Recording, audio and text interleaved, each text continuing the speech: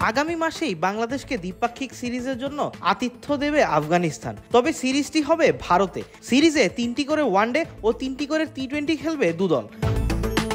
BCCI ইতোমধ্যে Afghanistan cricket বোর্ডকে সিরিজটি আয়োজনের জন্য সবুজ সংকেত দিয়েছে। ফলে 4 বছর পর আবারও হোম ভেন্যু হিসেবে ভারতকে ব্যবহার করবে আফগানিস্তান। 2020 সালের মার্চের পর এবারই প্রথম আফগানিস্তান তাদের কোনো হোম সিরিজ আয়োজন করছে ভারতে। জুলাই আগস্টে বাংলাদেশের বিপক্ষে সাদা বলের 2 ফরম্যাটে সিরিজ খেলবে আফগানিস্তান।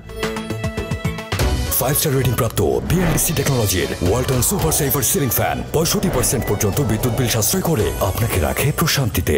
ওয়ালটন ফ্যান হাওয়া বদলে দেয়। আনুষ্ঠানিক সূচি অনুযায়ী 25, 27 ও 30 জুলাই হবে 3 ম্যাচের ওয়ানডে সিরিজ। এরপর 2, 4 ও 6 আগস্ট হবে 3 ম্যাচের টি-20 সিরিজ। বাংলাদেশ দল দিল্লি হয়ে গ্রেটার নয়ডায় যাবে 22 জুলাই। সেখানে প্রথম ওয়ানডের আগে অনুশীলন করবে টাইগাররা। সবকটি ম্যাচ গড়াবে গ্রেটার নয়ডার শহীদ বিজয় সিং পথিক স্পোর্টস কমপ্লেক্সে।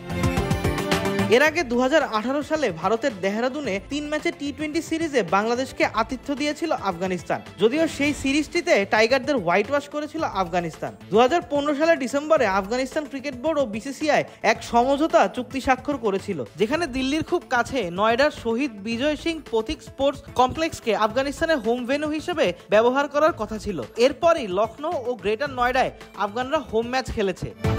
আবিদ মোহাম্মদ, ক্রিক ফ্রেন্জি।